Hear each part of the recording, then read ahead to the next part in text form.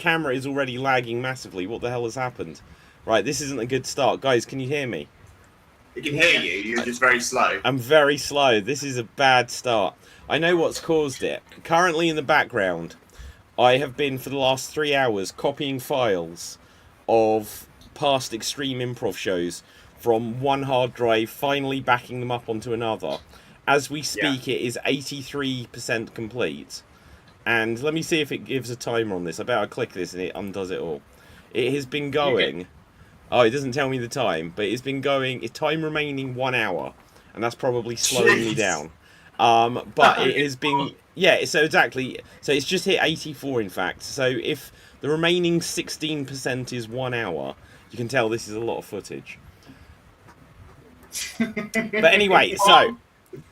You can pause it. Oh, I don't want to pause it. I just want it done.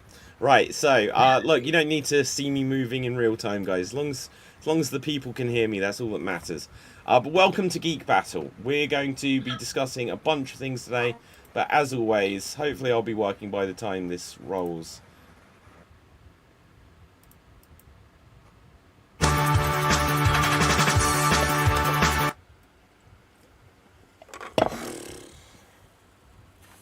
Ugh. Well, that didn't work at all, did it? Right, I guess we're back. One more try, and then I'm going to give up.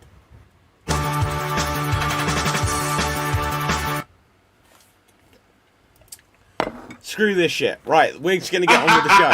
So, as long as we can be heard, we don't need an intro credits. Welcome to the Geek Battle Zone. Geek Battle Zone. Exactly. We discuss comics and Cap's mind is blown. Yeah, exactly. So, the thing... Marvel, FDC. Yeah, X-Men, and Ron Weasley. Oh, shit, Weasley. I should know these lyrics now. Okay, so, anyway, we're going to get on the show. Capelthave, say hello to the people. Hail from the land of leopards, elephants, and crocodiles. It's me, Capelthave. And my geek fact for today is that I am really pushing and trying to get David watch an anime called Bongo Stray Dogs.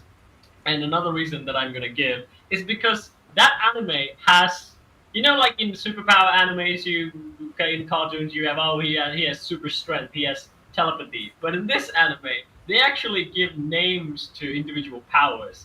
And it's really cool. Like, you got Crime and Punishment, which is the power of a superpower. And the other called Thou Shalt Not Die. And the other one's called No Longer Human. And there's Dopo Poet, and my favorite one, Beast Beneath the Moonlight. These are all superpowers, and the coolest thing is, these are all book titles, and the characters who have these powers actually named after those authors who wrote the book. So it kind of reflects their personality and the book as well. It's one of the best character-driven animes that I've seen so far, and it's a superhero show. It's basically X-Men, but with mafia and crime, detective agencies, government conspiracy, stuff like that. It's really good. I really enjoy it. Okay, well that's it sounds good. But you say like they've given individual names to the powers. Doesn't like Superman like have X-ray vision and stuff? That's got a name. Yeah, but they are lame names. I mean, like you can call super strength, but instead of calling the one that shall not be bowed down by rain. Doesn't that sound even cooler? And they add depth. Yeah. So what you're suggesting, Cap, is if I had superpowers that I could make my body like a ghost shape and I had magical chains, my powers would be called Christmas Carol and my character name would be Dickens. Yes. There we go. Oh, Dickens. Oh, Dickens. What the Dickens. Right. Love it. I haven't actually come across Dickens yet. Usually, like, famous authors are in there. Like, All Men Are Created Equal. That's a book from the Constitution. He's a character. And Beast Beneath the Moonlight is actually a famous book about a book called literally Beast Beneath the Moonlight. And there's also Dracula. And the character is Bram. Okay. Well, no, it sounds cool. I will try to check it. Now, I am going to disappear for a second, but I can still hear you. I'm just trying to remove myself and re-add myself. But during this time, Dave, say hello to the people. Well, hello to the people. My name is Dave MC here in Paris, France. I hope you're all having a fantastic day today. So my geek fact for this week is that So we know we have a lot of Doctor Who light episodes in the new series, but in the old series, in 1965, there was Mission to the Unknown, which is the only episode in Doctor Who's history that doesn't feature the Doctor at all. Okay, so which Doctor was this? The first? So this was William Hartnell, the first Doctor. Yes, the first Doctor. BBC Mission to the Unknown. It was so it was part of a Dalek-centric story. It was a 12-part story, if you count Mission to the Unknown as well. And it was Mission to the Unknown, was about the Daleks like gathering these other species together to create a super weapon. Yeah, it sounds good. Now, I think, is the backstory because he was quite ill at the time? I don't think so.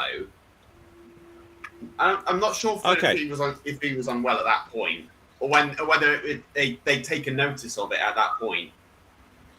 Yeah, because, like, from what I remember, there was, like, where they featured him less, and then they decided, well, this isn't going to work, so that's why they invented regeneration, just to replace the actor.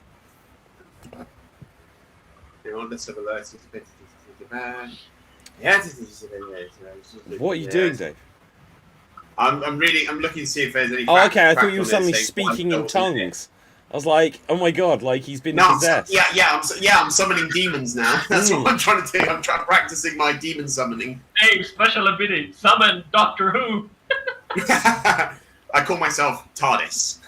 Yeah. Okay, TARDIS. now, just whilst you're checking that, Dev, say hello to the people. Hello to the people. Right, so moving on with the show, coming back to Doctor Who. The thing that I want to mention is Russell T Davies has said in a news report in the last couple of days that there is nothing happening in the world of Doctor Who currently. There is nothing happening. So what's your reaction to that, guys? It feels like this is potentially the end. They'll go quiet for a while and probably start back up. But the thing is that it's gone quiet after they've basically shit on everything. You know what I mean? It's like they literally have got like just shit on everything in regards to Doctor Who. Like they butchered Omega, who was one of the coolest of Time Lords from like the classic series. They turned him into some sort of weird mummy fetus baby looking thing. No, literally, he looked like some sort of weird mummified baby, but that's not what Omega, quote unquote, looks like. Yeah. They made Sutek look terrible as well, and he looked like a giant rat, a CGI rat. And I don't know. It's just my feelings on it are it should have died with Capaldi. It still is. It should have died with Capaldi. Yeah. And you know what? Like the crazy thing is, it could have done. Because logically, they should have never introduced John Hurt. Like, nothing against John Hurt as the War Doctor, but that Doctor didn't exist, so the numbering wouldn't have been off. Capaldi would have been the 12th. That would have been the end. He would have been the last regeneration. Yeah, because you could have had Paul McGann's the 8th Doctor being the Time War, or Christopher Eccleston's Doctor being the Time War. You know, it could have been either or. Yeah. But they did something that Eccleston wouldn't ever come back, and the reason behind it, according to this, just looking up this story here. Isn't he back now? Sorry? Isn't he back now? Yeah, he's back for Big Finish. But he won't come back for the TV show. He says not as long as, but he might. Who knows? He might be willing to now, because this is the headline which I was saying about. He doesn't think the show will be considered one of his greatest hits. This wasn't the headline I thought I clicked on. Doctor Who will not define my legacy. Right? It's just like, yes, it will. It is 99% of the reason why anyone knows who you are at all. Because it says here, I've never heard of Cucumber. Obviously, he was famous for Queer as Folk. And he did do that thing with Christopher Eccleston, which led to him being in Doctor Who. But I can't even... Second Coming or whatever. But people only remember any of these shows, because that's the guy that did Doctor Who. This will absolutely be his entire legacy. Wait, which actor is this? No, it's not the actor. Russell T Davies, the showrunner. The showrunner who brought Doctor Who back in 2005 doesn't think that Doctor Who will be the thing that defines him, right? Ncuti Gatwa may have quit after like 15 episodes. That is all he is going to be known as for the rest of time, right? Yep. Billie Piper will have always been known as Rose Tyler, but because she had 3 words, oh hello, or 2 words, as the Doctor, she will forever just be known as, oh yeah, she was the 16th Doctor. Right, that's all that. As soon as you play this role, that is your legacy. The only person I know that doesn't the only actual Doctor that it hasn't happened to is probably Capaldi. To this day, people know Capaldi more for Malcolm than the Doctor. Yeah, than the Doctor. that is fair. That is fair. But I think it will depend very much who you speak to, right? So many people, because he was in the Paddington Bear movie, right, as like the next door neighbour or something. But and probably go on, Cap. I mean, I would say it depends on what is will they be known for anything more famous than that? No. If they will, like let's say Chudigawa does Doctor Who and it does go in Men in Black and it turns out really good, then the Men in Black legacy will carry on more than That isn't an actual thing, is it, Cap? No, just okay. that we made a joke earlier about it, so. Oh, okay. I found the answer. Go on.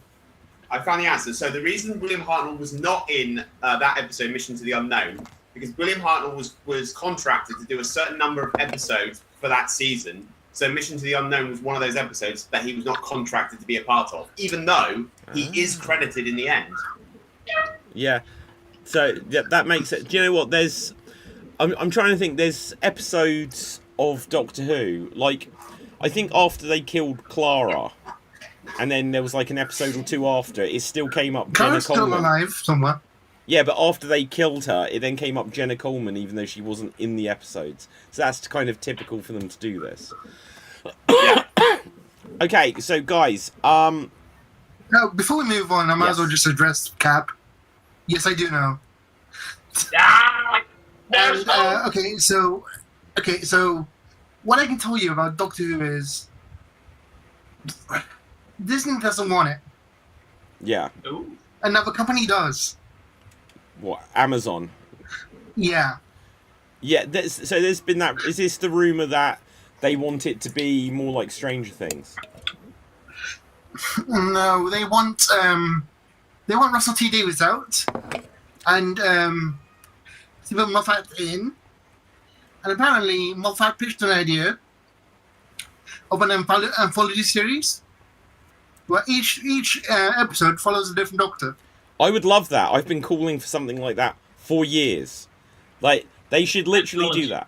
Like, okay, so let's just dig into that idea a second. It has bugged me for so many years that Paul McGann in particular, it's like, guys, he would do it. It's like, why even if you're not showing him on TV, just get a little pot of money, film these, release them on DVD, put them out as specials or whatever, because it's not like they won't be able to be sold in the future over and over again.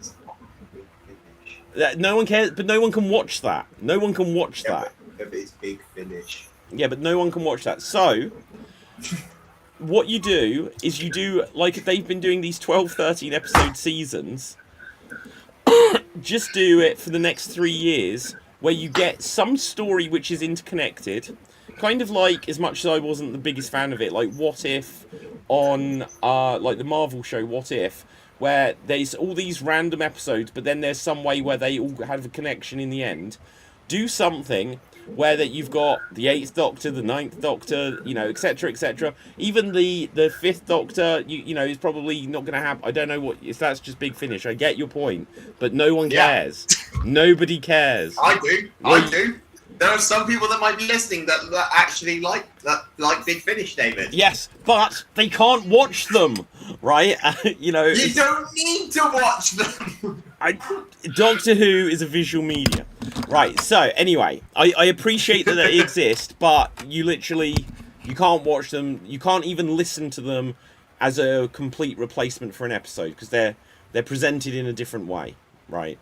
So they've got storytelling, they've got narration elements, right? So anyway, yeah, they do. Not these ones. They're actually audio adventures. They're like episodic. No, I'm not saying. I'm not saying. They're not going. And then the Doctor stepped out of I the know. TARDIS. He opened the It's door, not a and then there book. was a deep and passionate kiss. You know? I know it's not presented like a book, but it isn't just like listening to an episode because they have to paint the world with world-building dialogue, and it doesn't feel like. But Imagine if you're watching the show. But you paint the picture in your imagination. But imagine this. Imagine you watch the show, and Tom Baker just walked into the room, and he's like, "What is this alien that I see before me with 2 tentacles and a large eye? Its mouth is coming towards me." It's just like that. That wouldn't happen. It's not the same. Is my point, right? No, but with that, see, in that situation, they'll use an existing monster from Doctor Who, and they'll say the name, and you'll know what it looks like. Well, that's just bad storytelling. You should never assume that people have prior knowledge. Everything should stand on its own. Making all the excuses as possible not to listen to an audio drama. Yeah. So Right. what you're saying is that I can't watch any other stuff from Doctor Who from now on because I already have existing knowledge of a lot of other things. No. Right. But anyway, so the point is, right, like how they got David Bradley playing the first Doctor, and in Adventures in Space and Time, they had like one scene where the guy from Inside Number 9 played Patrick Troughton. It's like, and yeah, pay a lot of money, convince Sean Pertwee to play his dad for this one-off thing, right? I know he won't, but just do it. And that way, and look, imagine Tom Baker, they get him to just do something, right? Where he's 90 odd years old, he's not going to do it. But technically, you could have all the Doctors. You could have all of the Doctors represented. Imagine that as an epic season. Yeah. I've said my I can see where point. you're coming from that one. Yeah. I can see where you're coming from on that point. And they were saying anyway they were going to do, like, Russell had this massive, like, super plan of building the world of Doctor Who again, like having like what Torchwood was, have a unit series, have the Doctor Who series that runs, away from it, but have stuff that takes place on Earth. So like he did when Russell was running the show in the first place, he had Torchwood, he had the Sarah Jane Adventures as well. So the world was still being built. Yes. But now I feel like now that Russell has said that there's not much happening with Doctor Who, I think all of that has just gone out the window because, like, completely. Yeah, no, I completely agree. It's because what is that? They've got that. What is that series that they've already made? When is that coming on? What unit? No, well, it's the Unit 1. What is that? It's like the Sea Devil series. Oh yeah, the Battle of Battle Earth and Sea or something. Sea, I think. And Sea. When is that even coming on? No one knows and no one cares. Okay, so the war between land and sea. It will consist of 5, and it's expected to be released in 2025.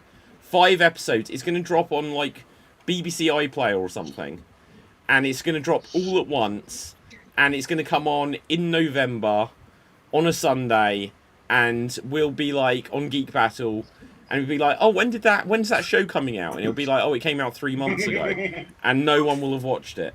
It's a real shame. Yeah. But yeah, no, I'd be all in favour. Like, Stephen Moffat,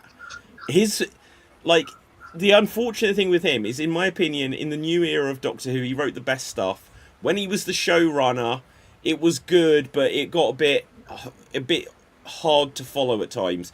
The thing which I'd say about Russell T Davies's first run compared to Stephen Moffat's run that was better was that the episodes were simpler. The storytelling was simpler. There'd be a monster, it would repeat a phrase, you'd know it was the bad guy, and something would happen. But suddenly, especially by the time we get to later Matt Smith and throughout Capaldi, there was like lots of little stories, and it wasn't just like, here's a big monster to deal with this week. Okay. Anyway, let's move on. So I think we're still on introductions. No, we're not. Right now. Yeah, we haven't introduced Deb yet. Yeah, we have. Like I said, say Yeah, we hello. have. He chose not to. He didn't take. He didn't Wait, take the ball and I- run with I it. didn't even hear You you say didn't take hello. the ball and Wait. run with it. Right. Okay. Wait, I was meant to say hello. Wait, hold on. Let me do it properly then. Hello, everyone. My geek fact of the week is, the guy who is going to play Ken, Noah Centineo, In Barbie. In the new Street Fighter movie next year, has been cast as young Rambo. Wow. Why do we need a young Rambo? We're just going to see Rambo in high school, just going through the school with a knife in his face paint on the whole time. He's just in a locker waiting for the teacher to come I'm going to through. make a very dark joke right now. It's just Rambo in high school, just Columbine.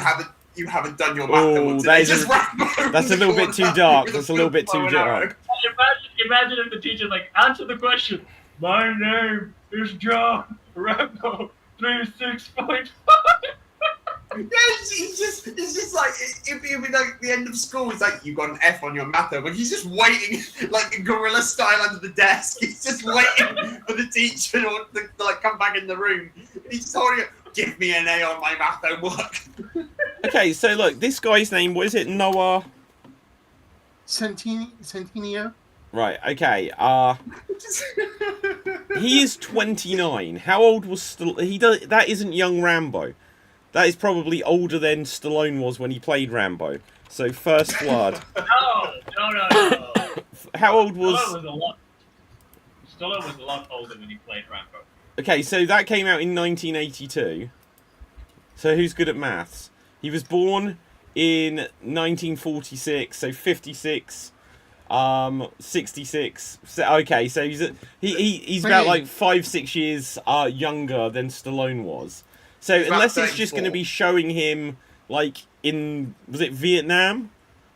Yeah, I think. So Vietnam that's is the probably- story you could do. Show what happened to him that sent him into where he was. But Yeah. so what is this going Or to be we could- called? Is it, if it can't be First Blood, it's going to be like Pre-Blood, Young blood. Young Blood, Free blood. No Blood, Before Blood. Half pint Or- of blood. or Oh wait, Rambo. he's younger, so he is a half pint. It would be half pint of blood. Because like No, the it's, Rambo series is one of those series that's already got messed up like titles. Because it goes from First Blood to Rambo First Blood Part 2 to Rambo 3 to John Rambo, or just Rambo, I think they called it in the end. And then Rambo Last Blood. And now this will be Rambo No Bone Blood. marrow. Yeah, Bone Marrow. Rambo, no blood. Yeah. A children's show. Rambo No Blood. That's what I mean. Make Rambo a high school drama. Just him, they could have done it. Just a thought popped in my head, like an Indiana Jones style thing, where he's got to get his math homework and get like the scene in Boss Baby, just a paper clip in an envelope, just trying to get got to change my math homework. Oh my god! Shouldn't it be okay? It's like the end of the film. Rambo's in high school, and he finally gets the girl, and she's like, "Don't come near me, John." He's like, "What's the matter?" She's like, "I've just got my period." He's like, "First blood," right?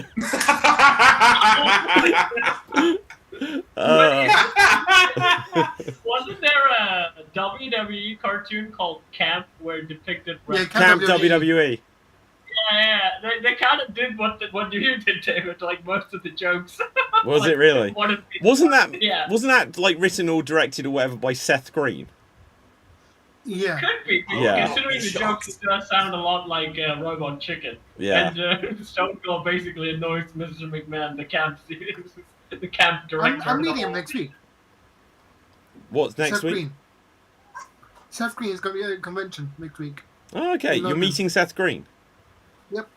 Ask him, did he do Camp WWE just for the money, and does he actually know a single thing about it? Yes, Wait, it and was he good. loves wrestling. Yeah, I'm Yeah. sure he He loves does. I'm wrestling. sure he does. Yeah. No, Wait, everything Dave, about you're not Seth like Green screams wrestling fan. Right. Ask him, does he prefer Robot Chicken or Family Guy? Robot Chicken because he has more career control. Well, yeah, he's like the guy behind that. Whereas, Yeah, ask him anyway. Just ask him anyway. Just say an idiot on my podcast. Ask me. yeah. Because Yeah, but his they- genuine response would be, I like Robot Chicken because I'm the chef in charge. But He David, is, do you definitely. not like Camp WWE? I gave up on it very quickly, to be honest. So it might have got better. Look, when it came to WWE trying to turn it into a cartoon series, it didn't really work because then you're trying to take their wrestling personas and put them into different scenarios where it didn't really like. In theory, it should really work. In theory, it should, like, if they did it and it was, maybe it was like Scooby-Doo, but if they did something like that, where it was just like these characters are all just a family living in a house, and you're like, this is the weirdest thing they've ever done, like. But I just remember that it got like scenes where Ric Flair was like flashing people and going like, "Woo!" Yeah. So you're mixing up two things. Am I? Two different shows. You're mixing up two different shows. What was that show? They were Then? both animated. The other one was where they were retelling stories from the past Oh, okay. as animated form. But hang on, I'm sure Ric Flair still got his dong out in everything. Yeah, he did. During Yeah. Playing Life for Health in 1999. Right. During that was like all the fights and stuff and all the drinking. He was busy flashing everyone. Yeah. Well, anyway, moving on. Oh, okay, go on, Cap. There was a new possibility casting announcement. The guy from Yellowstone being considered as Batman. And I've not seen the episode of it, but I've seen the clip of it, and he looks good to be Batman. I think he'll be a good Batman. Guy from Yellowstone, that narrows it down. Okay, so Spencer. The character called Spencer. Yellowstone franchise. Oh, I'm trying to find it as a news story. Maybe, like, if this is the guy, yeah, he looks like he could be a Bruce Wayne. Yeah. He looks like an American, who's the Aaron Taylor Johnson? Looked like an American Aaron Taylor Johnson. He kind of looks like that died. He's also really tall. You think he's pretty? No, he's tall and he's built like a tank. He's good to be Batman. Okay. Yeah, so if that's a qualification, may I introduce you to Don Reacher? Who? Don Reacher. Yeah, Alan Richardson's also a good build, but the problem Alan with Richardson, who has been Aquaman and Hulk. So Batman's the next step. Yeah, but the main issue I have with him, Dev, is that I don't see his voice being Bruce Wayne. It just doesn't have that gravitas of Batman. He and Henry Cavill made a movie together called The Ministry of Ungentlemanly Warfare. Yeah, and in that he talks like this. Yeah, he talks like this. And he makes Henry Cavill look like a midget. Wow. It's amazing. He's that huge, like he's like a tank. Yeah, he's big. But is he bigger than Spencer, actor? Okay, so Yeah. I know there's different schools of thought on this. Should Bruce Wayne be a tank? Yeah. No. It's like, No, only for I returns. wonder who Only this for masked returns. vigilante The is. CEO is coming in. But hang on, right? It's like, I wonder who this masked vigilante that has all this high-tech equipment. Who could afford that and has that build and body shape? Bruce, do you have any ideas? Yeah. No ideas. No Yeah, idea. but David, if you're gonna make a dude who's gonna end up fighting crime hand to hand, it's gonna be someone, at least a UFC heavyweight. Christian Bale. Look, Michael Keaton is a comedy actor. People hated the idea of him being cast because he was a comedy actor. But in the suit, David, he looked a lot taller than all the Christian enemies he Bale fought. is tiny. Christian Bale is 6'1". But he's skinny, not like a tank. Did There's a you difference. see Batman Begins? Although his suit is a lot tinier, I agree with that one. But with the lot of the problem I had with Robert Pattinson Batman, he's my size. Okay, look, hang on. Shorter. Just coming to Christian Bale. Christian Bale is whatever size he wants to be for whatever role. He's an absolute maniac. Batman. The bulky one is Batman. That's from the shot from Batman Begins. That's some Dick. That's Dick Cheney, not Batman. No, that's Batman. That's from Batman Begins. So, yeah. Guy's absolutely crazy with that stuff. Like, he doesn't need to do it. Like, that is insane. That is insane, and that is insane. You know the funny thing? When they got Tom Hardy to play as Bane, who was a lot shorter than Christian Bale, they had to stuff him up in boots to make him look intimidating. Otherwise, Christian Bale dwarfs Tom Hardy. I would say that, like going on this point, like saying, Batman has to look a certain way. I think Marty might have brought this point up. I think a couple of years ago, he said that casting a Batman is easy, but casting a Bruce Wayne is a hard thing to do. Yeah, I mean, maybe. What's your thoughts on that? Like casting a Batman, would be easy. You got to have a dark and brooding character. But then you got Bruce, which is the mask, which is more charismatic, more charming. Is that harder? I think you come up with a really good point, and I think even though I'm going to go straight to Superman, when you look at Brandon Routh, everyone's like, yeah, he's fantastic as Clark Kent, but was he the best Superman? When you look at Henry Cavill, he needs a better script. He needs more action scenes. That's all he needed. When you look at hang on, it's a 2 point, right? When you look at Henry Cavill, absolutely Superman. His Clark Kent, and again, it might be the script, but it's like, trying to get someone that has the ability to be Bruce Wayne and Batman, Clark Kent and Superman, any superhero that has a dual personality in a sense of they live two lives, that's a massive challenge. Dev. So, I don't know if you've seen, for Crisis on Infinite Earths on the CW, they brought back Brandon Routh as Superman. And in that, he got a good script, he was a good Superman, and he did it perfectly. He did Kingdom Come Superman, basically. He was also a lot older, which it meant that he was perhaps too young, and it didn't have the gravitas, the maturity to play. Because again, coming back to what I said about this god-awful James Gunn debacle that they've put out recently, Superman is someone that when they're there, you know, as an audience member, you need to feel like this is a guy that's going to be calm and be able to handle it and be brave and kind and everything like this. And yeah, in Crisis on Infinite Earth, he's just got that presence that he didn't have when he was younger. Yeah, but David, did you remember the scene in Superman Returns where the bullet literally goes to his eye and he just doesn't unflinch and stays there? No, that was great. That was great. So that's the problem. The problem is we didn't see Superman doing a lot of Superman things with Brandon Routh. We only got very few clean shots of it. Yeah. If they focused on it a lot more, I think Brandon Routh could have been one of the greatest Supermans. Like, he would be on the second level to Christopher Reeves. But the problem is the script didn't really allow for it. I think that you do have a point, Dev. With Brandon Routh, again, bringing up the wrestling comparison, would you say in Returns, it was the 2016 Roman Reigns, and in Crisis, it was 2020 Tribal Chief Roman Reigns? Wait, what? Hang on, what? Say this again, Dev. Compared to wrestling, would you say Superman Returns, Brandon Routh was 2016 Roman Reigns, and Crisis was the Tribal Chief Roman Reigns? I think I get what you're going for, but I wouldn't really say I wouldn't say either. Just to very quickly bore Dave, with Roman Reigns, what you basically had with Roman Reigns is when they tried to shove him down the audience's throat, and the audiences rejected him, and then when they basically let him do his own thing and find his way into a lot more brooding and, you know, you hear it so many times with wrestling, with acting, with improv, with all this stuff. Take your time. Let things breathe. And that's what Roman Reigns did. He just played himself.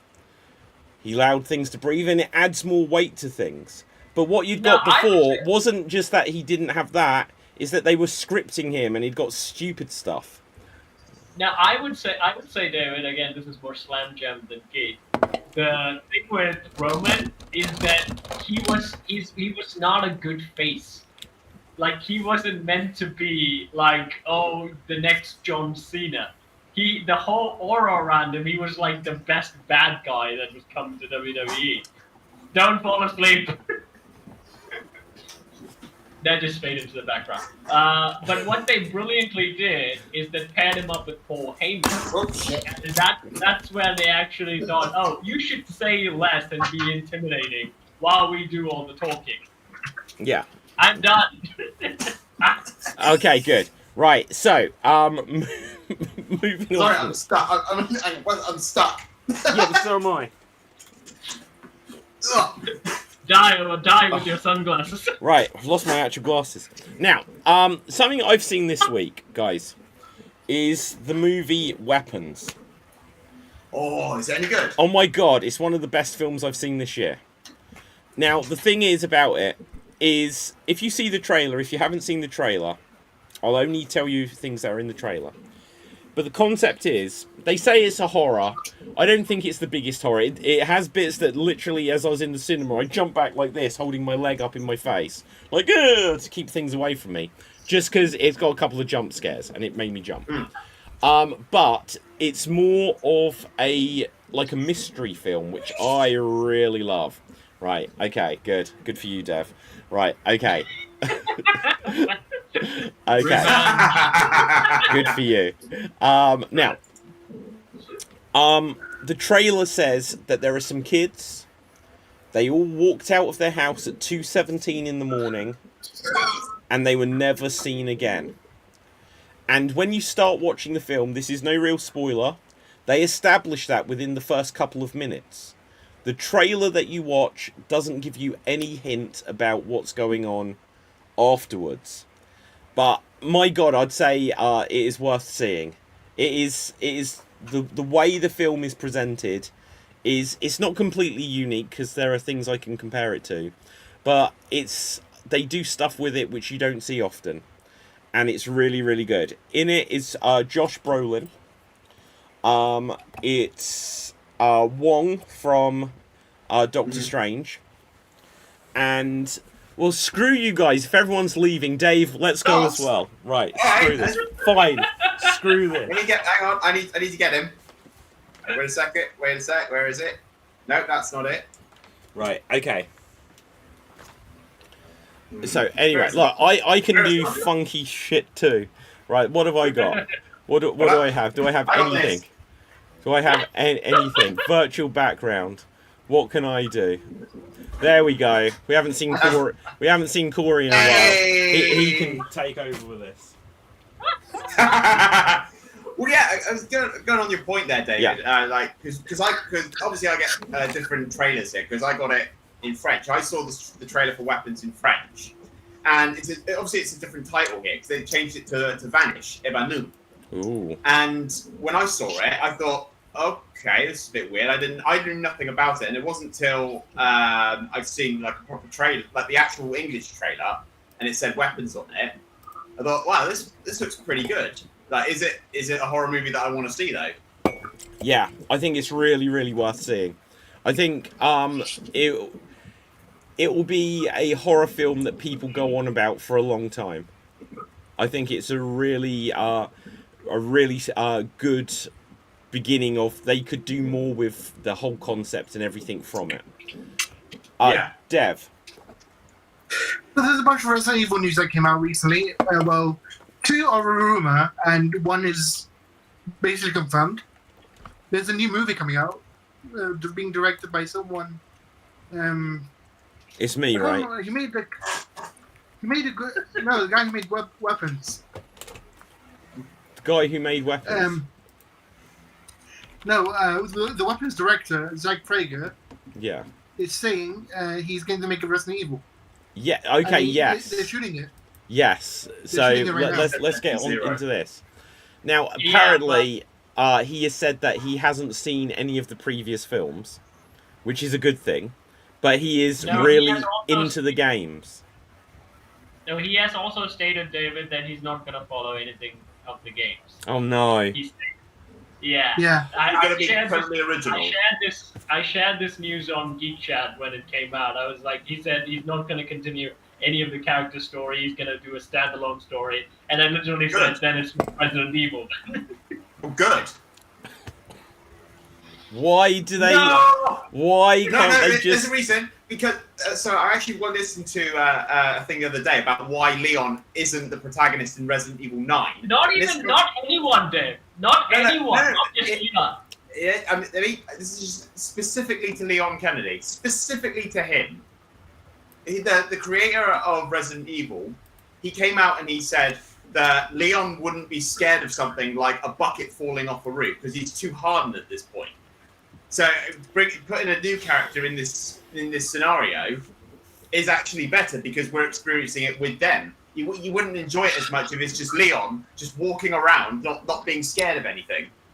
Yeah, but the thing is, Dave, like anything with like adaptation and things like that, the reason why we watch adaptation, we want to see the favorite characters we saw in the game or the book be in a movie. One of the reasons that's why when we see superhero movies, when we see Batman the movie, we want Batman. We don't want to say, oh, Batman, we already know everything about him. We saw him punching everybody, so what's the point of let's get this new character and let him see how he reacts in the Batman role. Cool idea, but that's not an adaptation. Right, but the concept that you put there, using Batman as the example, is that Batman faces new challenges every time. Yes. He faces a challenge, he goes away, thinks about it, then comes back for round 2. With Leon, in a horror movie scenario, you're going through a horror movie with the characters that you're watching. So having a character that's hardened, to the world that they're in, is boring. No, you just put a young Leon. That Batman Begins. The new Batman, the new start. Leon, the new start. Chris Redfield, the new start. Well, in fact, you know what I would say here? So, the reason why Leon could have been a character in Resident Evil 9 is because it's set in more modern times. It's like, well, he's not 22 anymore. He's 45, and he's not... Now you can tell the story that I've been fighting these demons for so long. You know, my nerves are shot. And now you can make him vulnerable again. It's old man Leon. It's like old man Logan, but it's Leon. Yeah. Yeah, just tell it. But hang on a second. Let me take a pause here. Tim! Hi, guys. How you doing, Good to see Tim? you. I'm good. I did a couple of phone calls to make, but I'm glad to be here. Thanks for having us, It's David. good to have You you. look like you're arriving as an angel from heaven with your white t-shirt. I'm here to deliver you all. The sunlight's beaming in from this window, so hold on. Let me. He's Whoa! literally glowing. Hang on. What, the ratings are flying high. Whoa! Whoa! Right. No, Tim, put it away. It's too much power. Yeah. We're suddenly got demonetized. Now, this is the most important question, Tim. Have you seen Weapons? no, but Oh, it's good. I I'd live in the recommend United it. States, so So yeah, you see them left, you see them right. Yeah, there you go. Sorry for those who are trying to make themselves better at schools. No, that's a really bad joke. Oh my god, we've gone that direction twice this episode now. Right, okay. So It's a stereotype. it It's is. a It is really unfortunately. bad one. We need to work on it. But okay, so I saw the film Weapons. It's really good. But we were just saying that apparently the director of it will be directing a reboot, a standalone story based on the Resident Evil franchise. But apparently it's not going to connect at all to any of the characters, which is what they do over and over again. With so many franchises, they can never just make things based on what made the property successful for why they wanted the rights to it in the first place. Because look at everything. Cap, I know you'll say straight away stuff like The Witcher. Look at what they did with the Super Mario Brothers movie. Look what they did with the He-Man movie. And now they're doing a new He-Man movie where it's set on Earth again. Sonic the Hedgehog, it has to be set on Earth.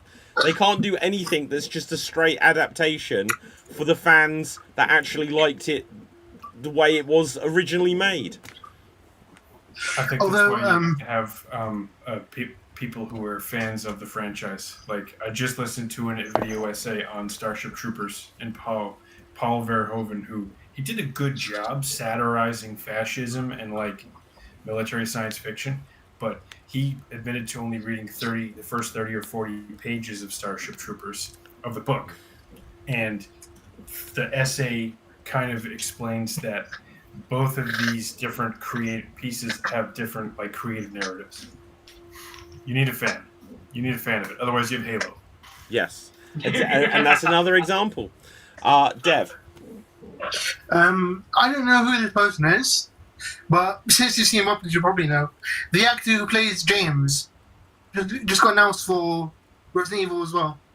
Who plays James? From what? Yeah, in Weapons. Oh, really? Yeah, he just got announced for Resident Evil right now. Like, Okay, I'm going to look up who hours this ago. actor is, because James... I won't say about who his character was, but I don't know who he would be playing. Well, no, obviously, apparently no one. But, Yeah. It's not gonna be Chris. also no Grims. No, Okay, no, so Ethan. let's Ethan, fan cast best this. Protagonist. Who would we cast this guy as? Ethan. Ethan. Only because we never saw Ethan's face. Exactly. Although if you go Google images, there's more pictures where it looks like Chris a bit. He looks like young Chris. Ugh. Oh god, so we have a young Rambo, and now we're gonna have a young Chris Redfield. Yeah, there you go. We're Okay, just gonna have like Rambo and Chris Redfield in the same school now. okay, let me ask you guys a question then. Let's see if we can figure this one out. What is something like where there's been like a franchise, like how we've given examples where, oh, they've deviated away from the source material. What is the one where it has most deviated, where it is like almost unrecognizable to what it's based on? Like Super Mario Brothers from 1990s has to be a contender, but I'm sure there are things that are less like the source material than that. Cap. Is this strictly for movies? No, like if there's like whatever you've got, go for it. Okay. Not a video I game, would because say, Oh, fuck. I would say one of the things that really deviated from the source material, but it turns out to be a great movie anyways, was Disney's Hercules.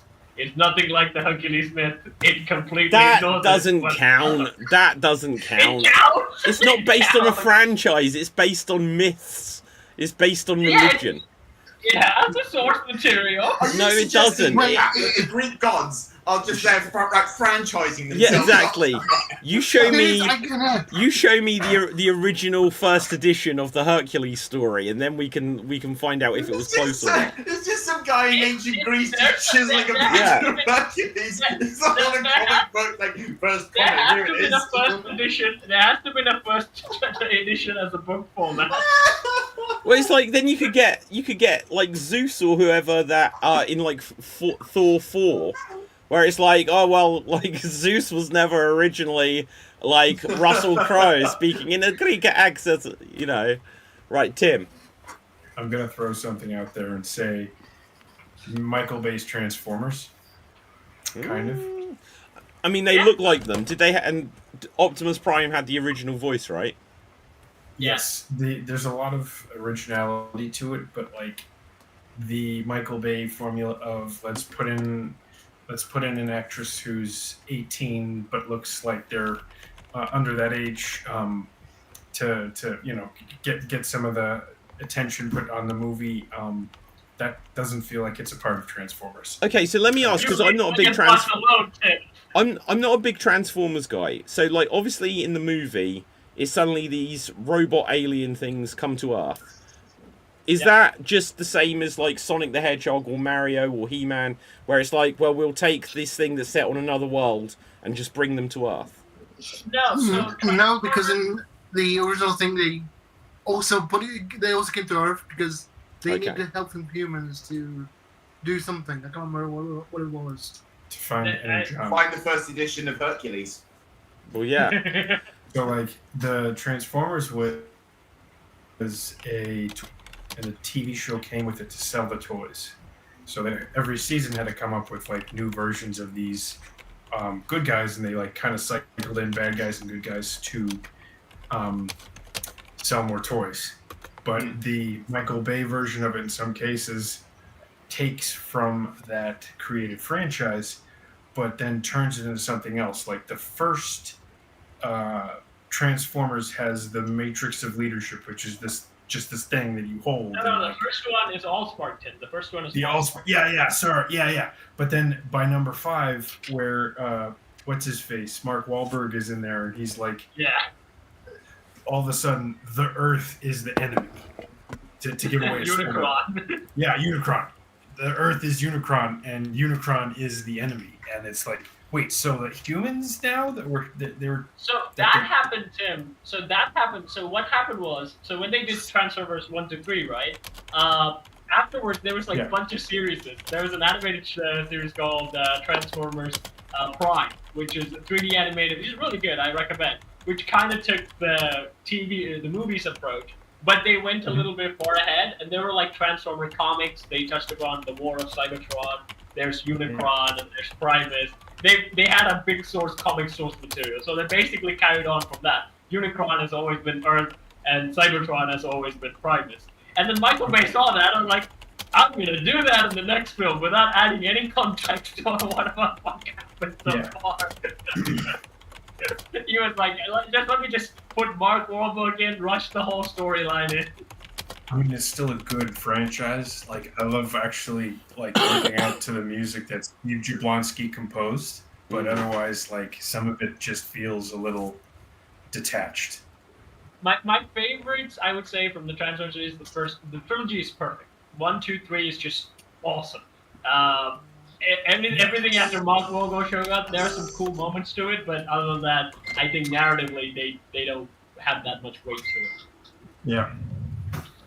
Okay, so I just asked AI for examples of things that most deviated, and it said World War Z, which I know for a fact is just a completely original story, but other than the fact that because you could say The Walking Dead in that they kill characters early.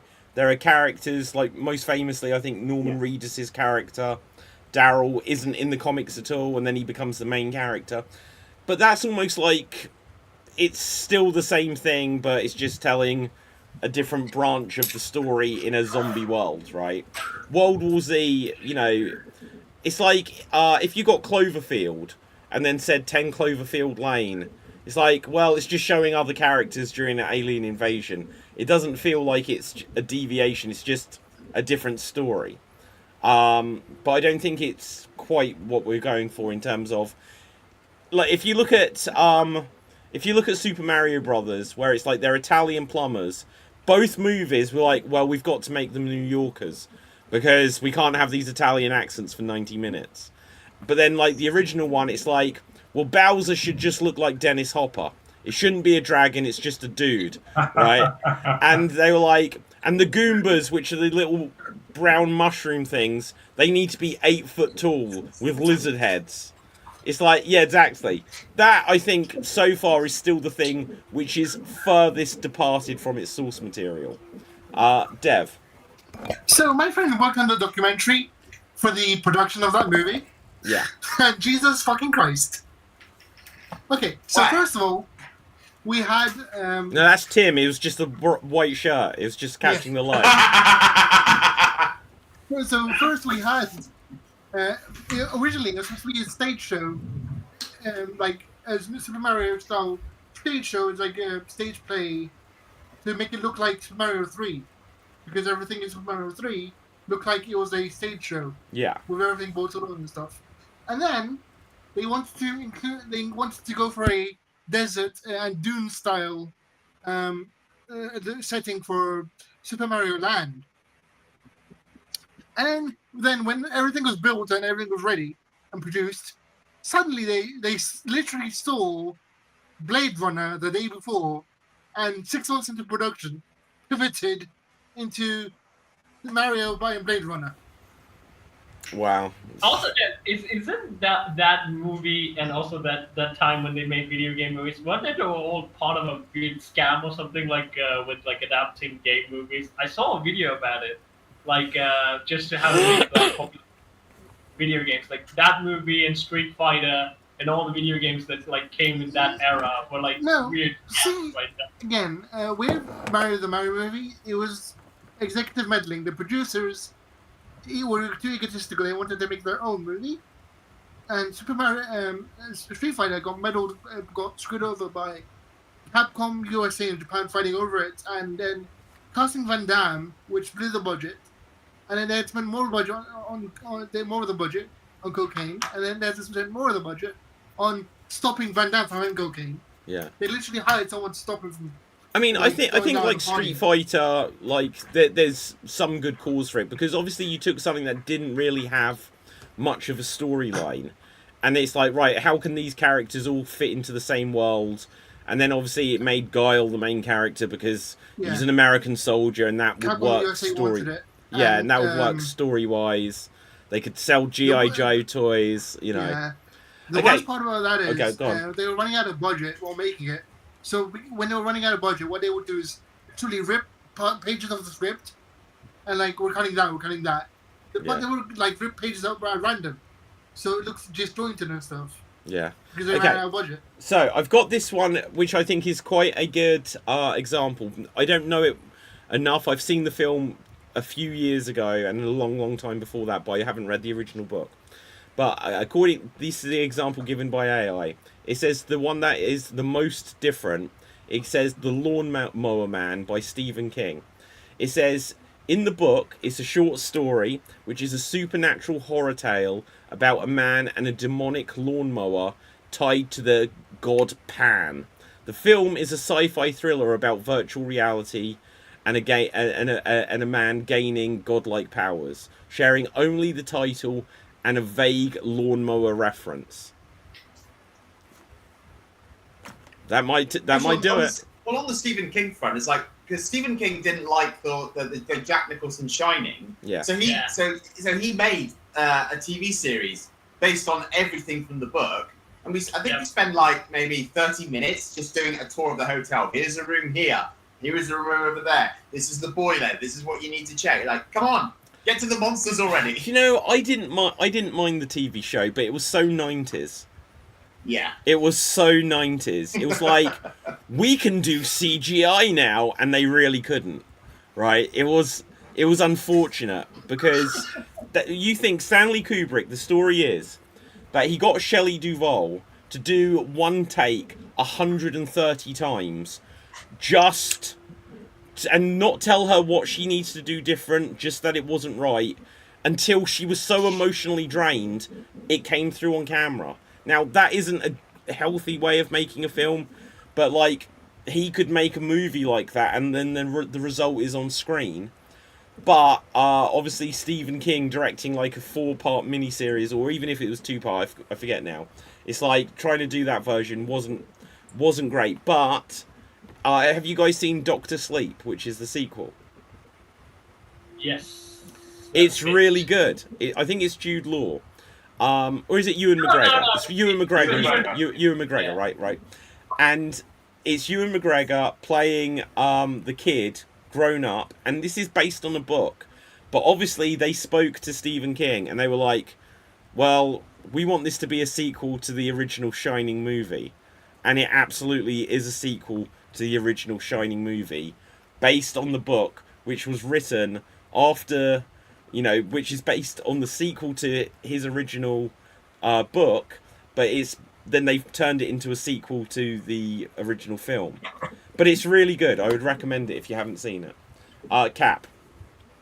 I have 2 examples. One is Arnold's Conan the Barbarian, which has nothing like really common to the Conan stories. And they made the character dumb, which Conan isn't. One of the best things about Conan is that he's not really like an academic, but he is in a way like one of those philosopher types, the traveling philosopher types. There's an author I remember, I forgot his name. Cap. Yeah. Is Conan the Barbarian another myth? No, it was the story by Robert E. Howard. Wait a second. Hang on. He also chiseled it on rock. Or is it a cave painting at this point? Okay, fictional character. 1932. Okay, fair enough. Okay. Yeah. And the other example I have, which also had the scorn of the creators when it first came out, but then the paycheck came out and the creators were fine with it. The Teenage Mutant Ninja Turtle 90s show. When the show came out, the comic writers hated it. They were like, what did you do with our story? It was meant to be dark and they're like, we made $1 billion with it. That's what we did with it. Yeah. And when they gave them the check, they were like, okay, we're fine with this. Yeah. But the projects that they highly approved, though, the writers of TMNT actually approved, is the 90s movies, which again did not take the childish. Even 3? Okay, 3 kind of went dumb, but like 1 is still more relatable to the tone of the comics. And then also the show that came out in 2003, and also the one in 2012, which still, we can't really do the 90s shtick again. Yeah. And can't focus on doing that. Okay, Yeah. Dev. I just remembered something else. The Witcher. Yeah. Well, yeah, that's like the first one I said that Cap would bring up, because Yeah, before you joined the show and the show was like premiering, I spent every episode ranting about like how the fuck it went wrong. Cap dreams of Henry Cavill. okay, well, in fact, hang on. That's how that started. I still have it, guys. started talking Boom. about Witcher and Still there, still there. That's how the whole thing started, because like I never mentioned Henry. I talked about The Witcher, and then somehow that became my obsession with Henry Cavill. Hey! You invoked the name. Hang on, but where's the overlay? How do we get the overlays? Hang on. It's behind. Well, one Boom. hand It's behind everyone. There we go. Oh, there we go. It's back. Okay. Tim, what are you doing to Henry Cavill? No. No. Let's leave the mustache there. Let's leave the mustache there. Okay, so yeah, there's some things that really. Go on, Dave, if you got an example. Well, hang on, Dave. Is it just going to be the post Peter Capaldi Doctor Who era that has most deviated? Most deviated. Yeah. Go on, Dave. No. So I have 2 examples. So just a little bit of backstory, a little bit. So I am currently doing a hunt for like a movie that's kind of animal based, like an animal horror movie that's not Jaws. And actually, Jaws is you saying about like movies that deviate from the source material. Jaws and Jurassic Park do deviate from the source material. Like the sequels have definitely deviated from the source material. Like with Jurassic Park Rebirth that just came out. Yeah, we've got it's the same thing, dinosaurs on an island thing. Yeah. But they've really hit into this whole, we created these genetic mutation monsters. InGen created these other things that were scary for the park. And like, well, you seem to be under this assumption that when the park opens, everyone is going to be bored of dinosaurs. Like, you brought dinosaurs back. What part of that is going to be boring for you? And with Jaws, it was the same thing, because Jaws was only an original book, and even Peter Benchley himself said that if he knew more about sharks, he would not have written Jaws in the first place. Yeah. But then Jaws 2, Jaws 3, and Jaws the fucking Revenge, deviate, it's just a shark attacking people. But those movies definitely deviate from the source material in that regard. Yeah, no, that makes sense. There's books that, so even the Jaws creators really hated that because he felt like he stigmatized sharks a lot, and they don't usually do that in real sharks don't do that. There's also the whole alpha wolf thing. That whole thing started with the biologist writing a book about it, and then he realized, oh my god, I was so fucking wrong. The alpha and the alpha female and the male wolves are literally the oldest wolf in the pack. It has nothing to do with like dominance. It's literally just age. And he spent his whole career trying to alpha wolves, that's not real. Just stop doing that. Did he say that out loud as he was being disemboweled, or? No, so the whole trend started with like alpha males and the whole things like that. That was all based off his book. And he was like, oh my god, what have I done? I need to reiterate. But it never caught on. It's like, guys, it wasn't true! It wasn't true! Ah! Okay, So go on, Tim. There's one thing that I, listening to this, wanted to just talk about was I was watching The Expanse. I really liked the TV show. So I started reading the books. And when I was watching reading the books, I was also listening to the Expanse TV show podcast, where it's one of the writers of the books, and he's also a writer on the TV show, and one of the actors from the TV show. and the writer Ty Frank discusses how you have to adapt the creativity for the medium. So like if you look at 24, right? If you look at one individual episode of 24 or The Expanse, there's always kind of something that gets solved or a problem that gets solved in that 1 hour time frame. But you have the overall problem that occurs.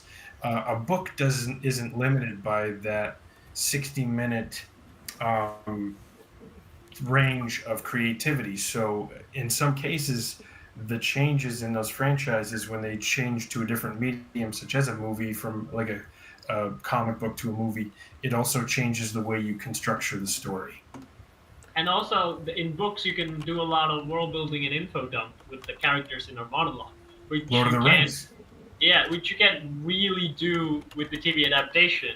Yeah. You have to be subtle, you have to be entertaining, because you'll lose the watchers if you do talk a 1 hour of like, oh, this is how this created and we do this and that. They're like... Yeah. Like, when I'm reading the book Lord of the Rings, I love how Aragorn is described and how different people view him. You know, how you see, like, his leadership. And then even in Lord of the Rings, at the end of the movie, doesn't deal with the Shire problem where the bad guys have taken over the Shire. Yes. You know, the last 70 to 80 pages of that book are just swept under the rug faster than the Epstein list. But, like, sorry. I'm fired up today.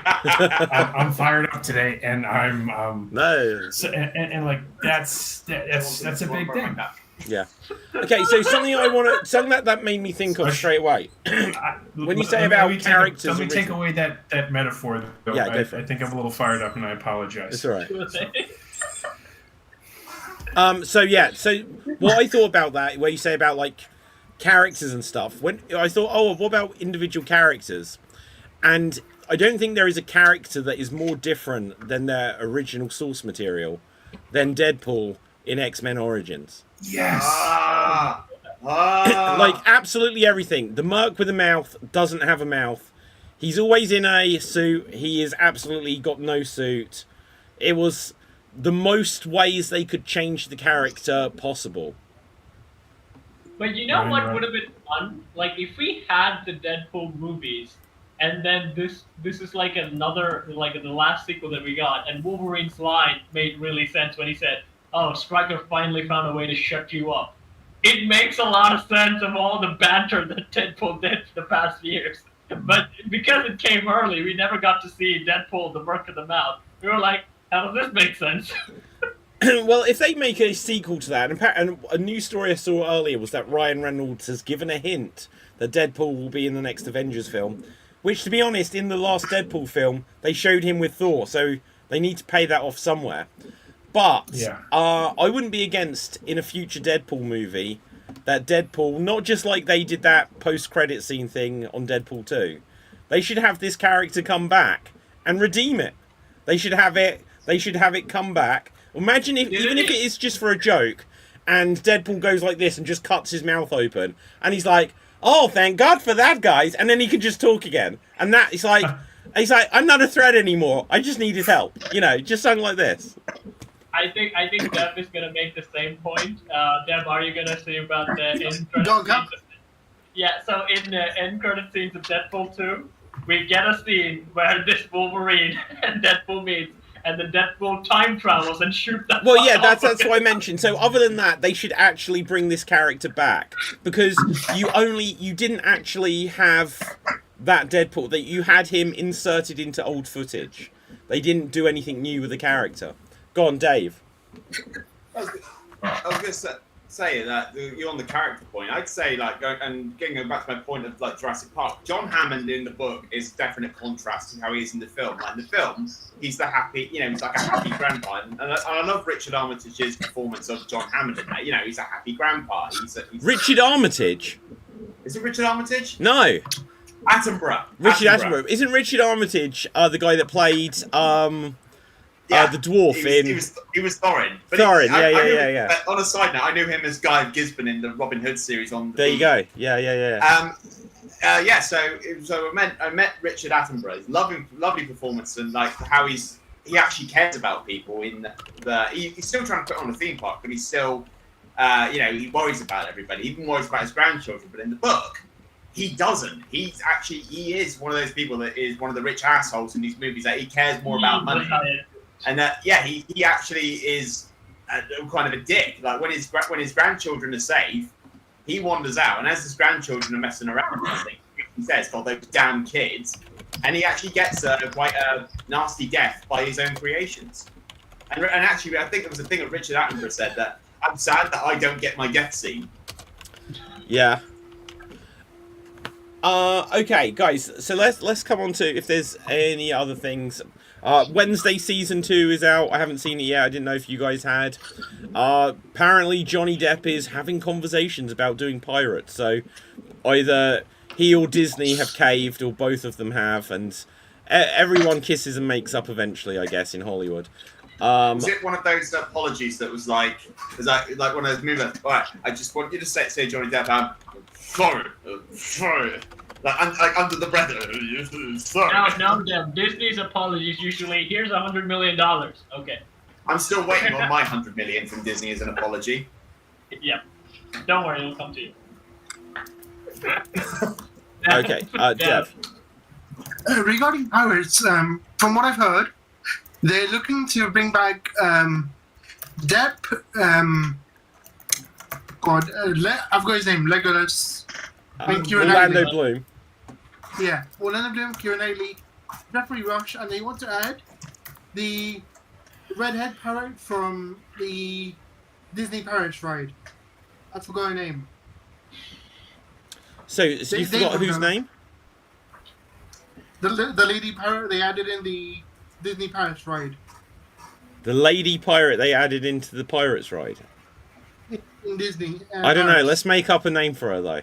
So what would the lady pirate from? There's a character in Disney Pirates on the Pirates Carribean ride. Yeah. It's like a red hair. Oh, are you talking when they're at the? Isn't that Elaine from? That's Elaine from Monkey Island, right? She's got red hair. No one here played Monkey Island. I know who you're talking about. The Tales of Monkey Island, but I think. Yeah, Dev, it's the one where they're doing like the auction, aren't they? And they're like, oh, how many? Yeah. All right, how many can I get for this wench? 6 bottles of rum. Into a pirate now. So yeah, look, it's interesting if she's got red hair. Because look, in the Monkey Island video games, which is LucasArts, which is George Lucas, his company, this was based on the Pirates of the Caribbean ride at Disneyland. And they had a character with red hair called Elaine, who's like the second main lead in the series. So it's probably just her. Yeah. So they actually did a thing with Sea of Thieves with that as well. They actually did a Sea of Thieves 3-part story called Tales of Monkey Island, where you got to meet. Yeah, I didn't know that. That's cool. And you got to see. I've forgotten the names of the characters, so I apologise in advance. But yeah, Elaine was there because she was the one who hired. Well, your pirate in Sea of Thieves to go to Monkey Island and save the captain. Oh, guys! And basically take part in all the little parts of his adventures. Like there was a spray can of like Coke or something that he had to do with. And I remember, I'll tell you a little game story related to that. So I was driving the ship that we were when we were fighting the evil pirate, and I crashed into some rocks. And now my friend who I did that story with, he will never let me forget that. Like, okay, so no, go ahead. Wait, what? Right, what were you saying? No, I'm done. Okay, so you mentioned Sea of Thieves. Something I'm going to mention about that. I haven't played Sea of Thieves. Sea of Thieves is made by a British company called Rareware, who in the 90s were the best games developer out there. They made Donkey Kong Country, they made GoldenEye, they made Perfect Dark, Killer Instinct, right? Yes! Apparently, they are 40 years old this year. And Microsoft bought them in 2002, and they have absolutely ruined them ever since. Now, I don't know if I've ever shown you this before, but to celebrate their 40th year, we should watch... Golden Toilet? Oh. Not the Golden Toilet. I don't know, what's the Golden Toilet? It's for anything Microsoft makes, it's just a pile of crap. You're close, Tim. You don't know how close you are. Now Very close, very close. this is before. Rare 40, right? Yeah, this is before Microsoft bought them. Like they used to be almost owned by Nintendo. 49% Nintendo owned them. They did a deal with Microsoft, and so it was all sold. But they had a cartoon character that was going to be in like a platformer game like Mario called Conquer the Squirrel. Yes! Oh god, yes! And they decided that because they themselves made a cartoon bear called Banjo-Kazooie with him and a bird. And they were like, well, Mario's out, Banjo's out. The team that were behind this, they were like, this one about a squirrel, it's just going to be lost in the shuffle. So they were like, well, what happens if we give this Conquer Squirrel like a drinking problem and just make it like South Park? And somehow this was a game on the Nintendo 64. But check this out. The best game I've ever played. Yep. My brother Look has at it. this thing! It's the great mighty Pooh. My brother has it. I play with. And I can play the audio of it because it's a video game. Can you guys hear it? Can you guys hear it? Mm-hmm. Okay. This is my favourite scene in a video game ever.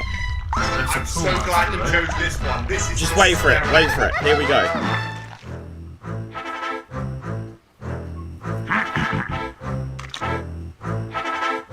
Me. I am the great mighty Pooh, and I'm going to throw my shit at you. A huge supply of tish comes from my chocolate starfish.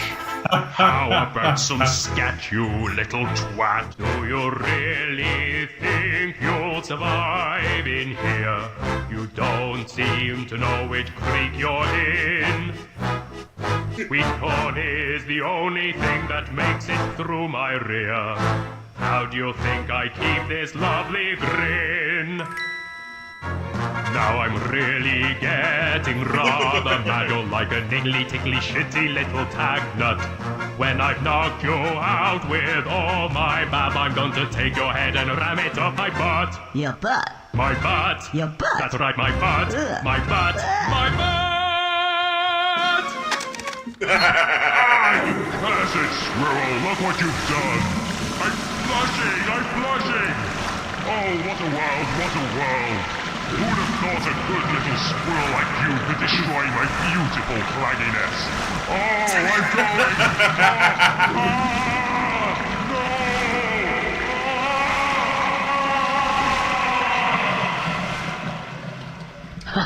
Now that's what I call a bowel movement. Such an amazing video game. It's so good. I love that game. Like everything about it. Like they've got you meet a giant like sunflower, and she's got a girl's voice and ginormous boobs. And then you meet like a bumblebee who's like really depressed because he wants to pollinate her. And he's like drunk, and you have to help him build up his confidence so he can go and pollinate. And when he goes over to pollinate, literally the camera cuts away, and Conker's like, "Oh, what are they doing?" It's just like, and then there are fire demons that run around, and Conker has to get drunk, and then he pisses on them to put them out. Like everything in that video game was like, how did they get away? This was them saying, "We don't want to do things Nintendo's way anymore," and then Nintendo were like, "We just don't think this is a good fit for us anymore." They went to Microsoft a year later, but unfortunately Microsoft did absolutely nothing with them. David, my question is, you could have chosen to show us the sunflower with big boobs. Instead, you chose to show us this instead. Oh no, Because that is the Mighty best Pooh moment thing of the whole is game. Hysterical, Cap. It's the funniest. Literally, there are so This many- was- that game has Yeah. so many funny moments in it. Like there's like a my favorite character in it is the pitchfork. Who goes, "I'm dead, damn it, I've got to kill Oh my the god, squirrel." yeah. So you ride around on a pitchfork, and you're fighting a giant bale of hay. Oh shit! All right, you're fighting a giant bale of hay, and when it gets set on fire, you suddenly see a robot version emerge out of flames, and it's like the Terminator, and it's got red vision, and it sees you, and for some reason it goes buff you asshole, and it's got Arnold Schwarzenegger's voice. Like, you saw the character there, he's not normally dressed like that, but that's obviously they've completed it or something, but they've got him so he's dressed like scene based on The Matrix.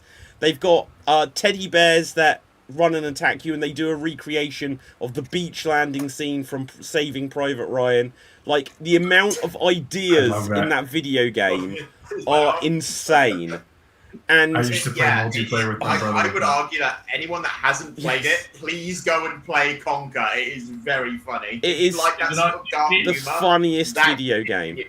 Like on the PC? concept, like the concept of the whole story is so outlandishly stupid.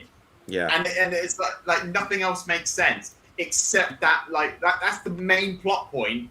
And they don't draw attention to it whatsoever. It's like everything else goes on around you, and there's just this one plot point.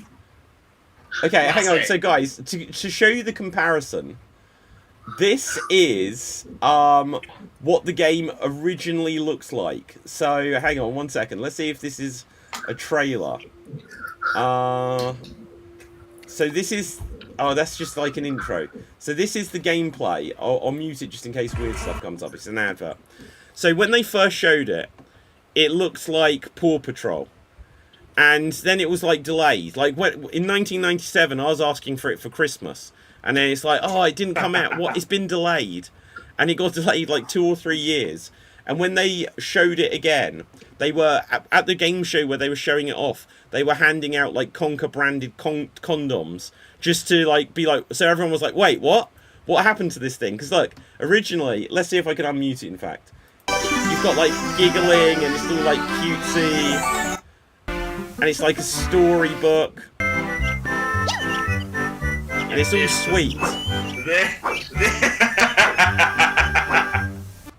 Do you think this was just a troll, just to fuck with everybody? No, this is because they made this, and then the team that made the game Banjo-Kazooie managed to beat them to the release date. So after Banjo came out, they were like, well, this is just the same thing again. You've got a squirrel running around collecting nuts, because there was a Game Boy Color game called Conker's Pocket Tales, which is the original storyline. So if I put in Conker... Beryl, I'll show you the difference of how they changed his girlfriend. Beryl Pocket Tales. So Conker's Pocket Tales. I'll show you what Beryl looks like. So you'll see here. Hang on, let me bring up the comparison first of all. So Beryl. Well, in fact, as soon as I put that in, it'll come up with the more modern version. So she was the same size as Conker. She'd got brown hair, and you had to rescue her. And from an evil acorn. So that was the bad guy, an evil acorn. And you had to rescue Beryl from this. And then they changed Beryl into... Oh, hang on. It might be a bit un-PG. I need to make sure this is safe. Yeah. Conker, Beryl, N64. Yeah. She looked like... she looked like Lola Bunny. Conker... Have I misspelled Beryl? What year did Conker come out? I think 2001 in the UK. Okay, so yeah, this is what they changed her to look like. She was suddenly much taller than him. She's got like the legs out and the boobs. Yeah. Yeah. And so they completely changed it. And okay, this is a spoiler. Okay. This is a spoiler, and we can come off of this in a second. So on the game they actually released, the main bad guy was the Panther King. And you see, and the whole story of the game that came out was that he's got a glass of milk that a minion brings to him, and when he places it on the table, the leg is broken on the table, and he can't drink his milk because the table keeps falling over. And so his scientist decides that the only thing to fix this table leg is the exact height of a squirrel.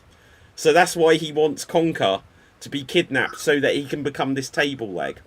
And throughout the whole game, you see these teases of, he's like, I am the Panther King. And when you get to him, a xenomorph bursts out of his chest. You never fight the Panther King, and you just have to fight a xenomorph in Conker, in the walker, going, get away from her, you bitch, like this. And almost, other than the Great Mighty Pooh and Beryl, every voice in the game is done by one guy. It is the wildest video game ever.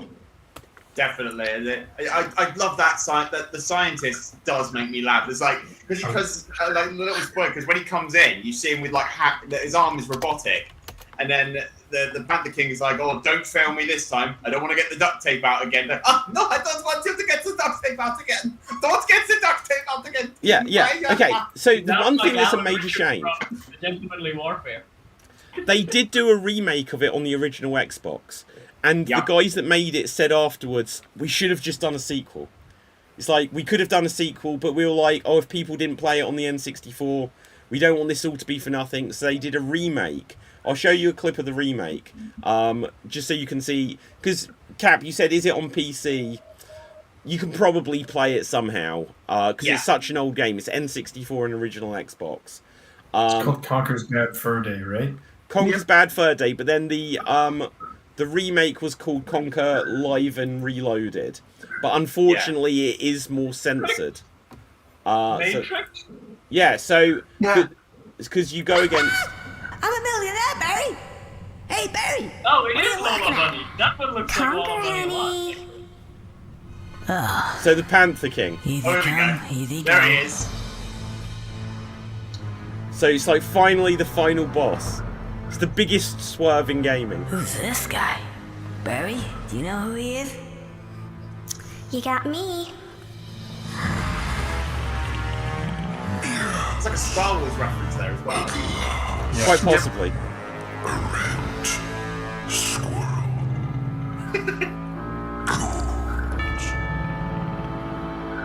Red Squirrel. Oh, I might think skip he this means on me. because it'll go on a while. I don't recognize this guy. There's a song. Yeah, just back here. Where you Is are. it where here? you are right Here? now. Yeah, about there. That's Okay. where it starts. Here it comes. Yeah, here it Not comes. sure what's going on Here it here, comes. but I think it's And they're like the weasels from Roger Rabbit. Yeah.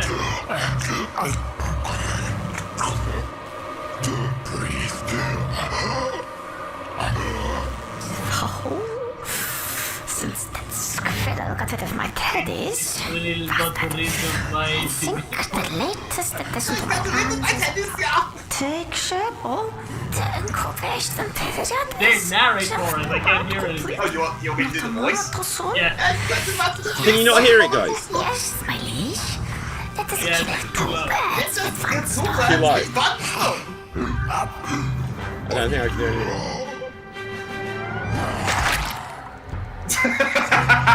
That's hilarious. How did they get away with this? Parody? Power of parody? Parody, yeah. What the? Oh no. Oh yes.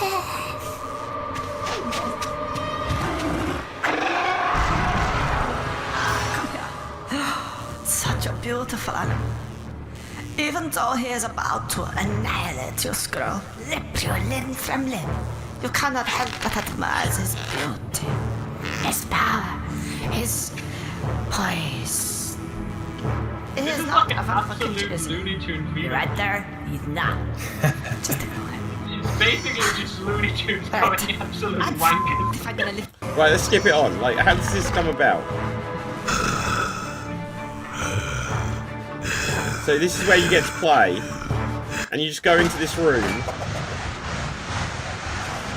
and it's literally just the ending of Alien. yeah. Or Aliens, I always forget. Both of them, basically.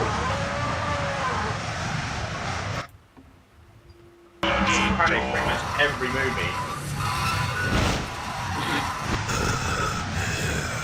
Bizarro swing!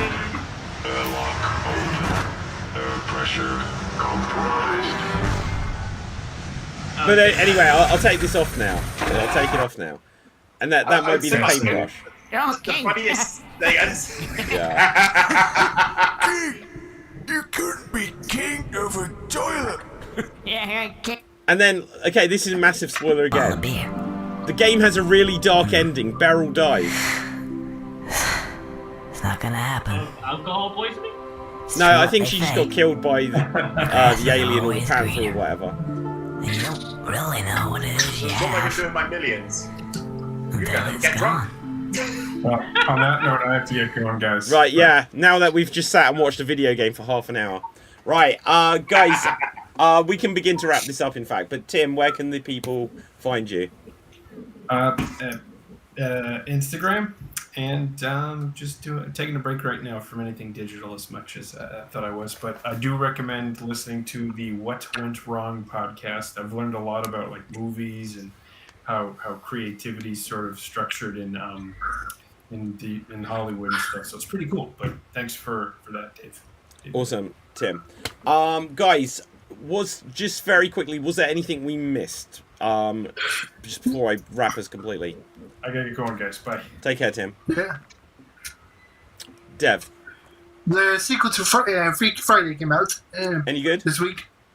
Yeah, it's a nice follow-up where they expanded on the concept. Now it's 4 people swapping places instead of 2. Wow. I can't wait for the Is next it one where it's 8 My best people. friend and mother. Is it Freaky Friday, the movie? There's like a next door vampire moves in. No. What's that? Isn't that Fright Night or something? I think that's Fright Night, isn't it? Okay, yeah, that's the 80s stuff. Yeah. Yeah. Okay, well, yeah, So good for Jamie Lee Curtis and Lindsay Lohan. Still going. Yeah. Yeah. Yeah. I thought Jamie Lee Curtis was killed by Michael Myers. She's been killed by Michael Myers once. She came back. Okay. And they announced new people for new casting for the new One Piece season, and they've announced it's revenue for season 3.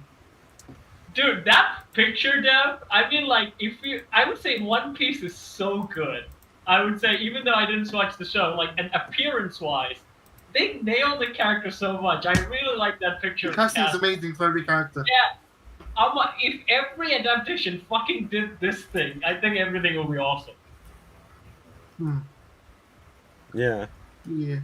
Okay, one other thing I noticed here. Apparently, Universal have bought the rights to Jason Bourne in perpetuity.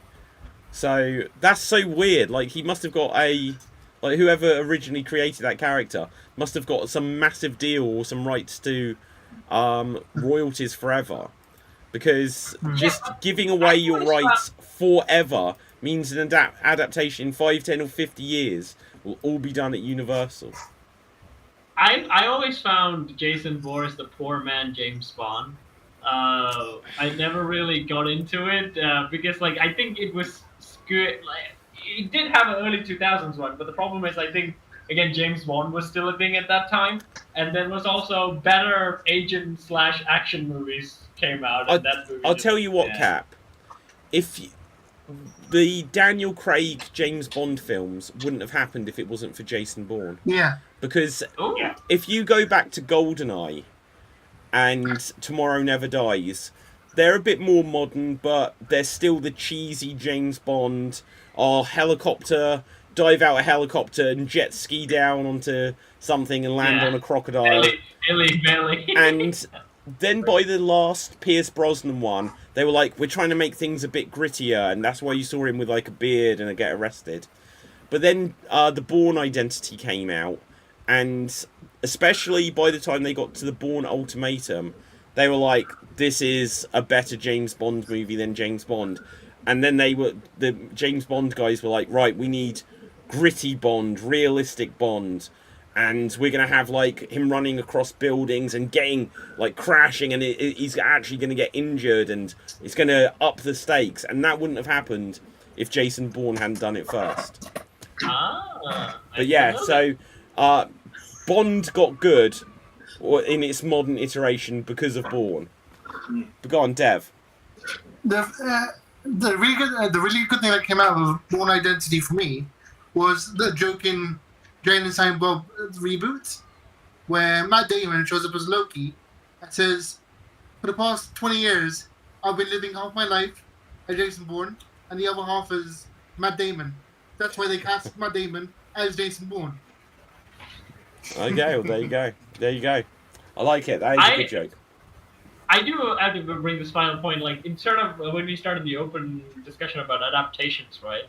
The Mummy, even the black and white movies and such, wasn't really faithful to the Mummy source material stories, which was also a publication, David, just that came out of the year of 1920s. Whoa. Sounds whoa. like ancient Egypt to me, you know. Well, hang on. I think we should be amazed at the fact that Kat Wait a actually minute. watched the movie. I think we should be more amazed that Kat watched a movie that was black and white. Yeah, that's true. I actually did not, But but I did also- see Well, I've then how been- can you compare it if you haven't I seen saw it? it. TikTok once. I saw an adaptation video where they compare. Cap saw TikTok once, and I have been in the British Museum. There is a mummy there. That isn't a movie prop. Yeah, but there's also one in Dorchester. We have a mummy in Dorset. Well, there you go. But, you know, but I would say like the most absolute bonkers thing with like Miami adaptation is the 90s one with Brendan Fraser and stuff. But again, it was awesome. So I am. Yeah. Okay, Shut up, guys. Deb. We're not part of the let's- Gen Z. let's- It's B-Movie and Brendan Fraser. Let's wrap things up here. So, guys, thank you very much for tonight. Let's find out where we can find everyone, and if you have any geeky recommendations, Dev. you find me on TikTok and Twitch on the name FWDAT, and my geek recommendation is soon there will be a adaptation of Yes. oh yeah my geek recommendation is literally God, the gangster, the devil, and the Wardrobe. no, What is this? The gangster, the devil, and the wardrobe. That is the What's movie that? I want to see. What's the name? The gangster. gangster, It's where they devil, go to Narnia. It's the gangster, the devil, and the wardrobe. Just as landing a mob on turns up to go, alright, you are the children, best of the children. Yeah. You got enough, but you can't refuse. You come to me. Oh my Just a God, wedding. centaur's head in a box or something. Yeah. No. It's like a crossover between Godfather and Lion King, where you go to Simba during Hira and Kofu's wedding.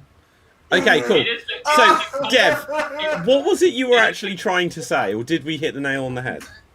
No. I can't remember the goddamn name now. The gangster, the devil, and something else.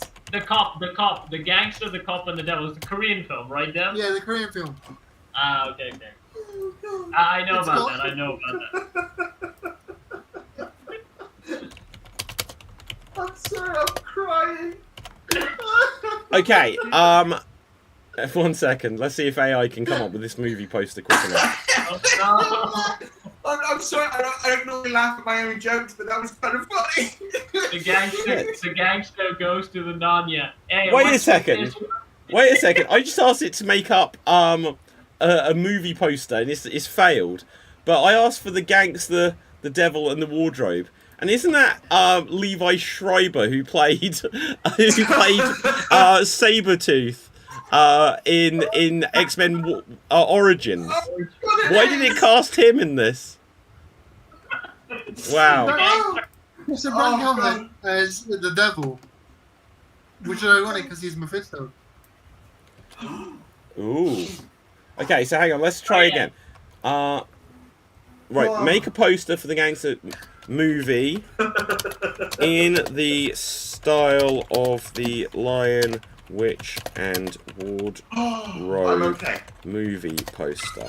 Let's see, But can we do this? Isn't there a movie Starlight or something like that which has Russell Crowe as a gangster and Will Smith as a devil, and then some sort of storyline is with like a girl and an angel or something like that? What is that, Starlight? Yeah, I think Starlight or something. It has Will Smith playing the devil, Russell Crowe a gangster, and the guy from Penguin playing the hero, who's blessed by an angel or something like that. I forgot that movie. What's the name of that movie? Let me Don't think. know. Winter's Tale. Sorry. Okay, let's have a look. Winter's Tale. Oh, Yeah, it's not called Starlight. Yeah, Starlight's the other one, right? With Robert De Niro and What's I her don't know. face? Claire Dane? Claire Danes, yeah. Okay, I want to There see is what a- Copilot comes up with. Copilot is such a slow piece of crap nowadays. Oh god. It's just No, like, okay, so Grok has achieved, and we do have one poster. I don't think it's a good enough thing, and it's got the name. They've come up with its own name, the Devil's Wardrobe. So yeah, that would be interesting. And then it's given us this. nah. Okay, there's a gangster. There's devils. And Where's there's a the cop? wardrobe. What more do we want? Oh, hang on. Co-pilot is going to come through for us. This looks like a movie poster. It's just so slow. Okay. Gangster, the devil, and the wardrobe. The gangster, That the devil, and the that wardrobe. lovely children's classic. Yeah. God, I forgot how slow this was nowadays. Right, Cap, give us your recommendation and we'll come back to this if it works. Oh my god, I just saw the picture that Dev sent Will Smith as the devil. Oh my god, that's scary. You can find me on SWAT Deeds. When I sing, I dance, I throw myself in a bucket and work with puppets. There's a new sketch, which is the unseen outtakes and bloopers of the first Lion King movie. Go check that sketch out. And my recommendation, well, I've been watching nothing but anime. I recommended this last time, so I'm going to recommend it to you again. Watch Bungo Stray Dogs. David. You. Which one? Which There's more than one. The Pastansky one. The Pastansky one. Ugh. Oh, I thought we were friends, Cap. Right. No, you would hate it. No, it's too late now. Okay, Dave. You can find me here on Xstreamed and Geek Battle on various shows. Check out my YouTube channel, Dave MC Gaming, and also on Twitch where I do live streams of various adventures that I have out there. Go check out my recent Resident Evil 0 Let's Play, which is called More Bugs, because Capcom loves to throw bugs at me. And also check out my Discord and my gaming merch shop. Isn't that Parasite Eve? Maybe. I can't get into that game. I don't know. It's a Resident Evil style game made by the Final Fantasy people. Right, okay. All I know is that Capcom loves to throw bugs at me and I fucking hate it. Yeah. Okay, so my name is David Pastansky. You find me on Facebook, Instagram, and Twitter at David Pastansky.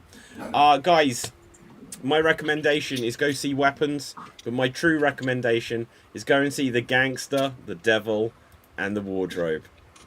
That is awesome. Oh, that looks like a movie I would go and see. That poor kid. He came through. Why is Dwayne Johnson the devil? Well, because he is. You saw Black Adam, right? Right, but Yeah. but other than that, cool. That is cool. You can imagine that, like, this kid witnessed something. The gangsters run after her. She goes and falls into the wardrobe, and so does the gangster. And at first he's like, "I'm going to get you, kid." But then suddenly the devil turns up, and now the kid and the gangster have to work together to defeat the devil. Well, so instead of like in the terms of the book, like Lucy, instead of meeting Mr. Tumnus, instead of seeing a fawn, we actually see the devil appear. It's like, oh, I'm the devil. And what are you doing here, little girl? No. I want the gangster to be named Mr. Tumnus, and he meets Lucy Fur. Lucy Fur. I like it. Okay, guys. After being chased by the cop, runs into this house and goes inside the girl's wardrobe and he meets the girl. Right, well, anyway, on that note, until next time, guys, stay safe, always stay extreme, live long and prosper. May the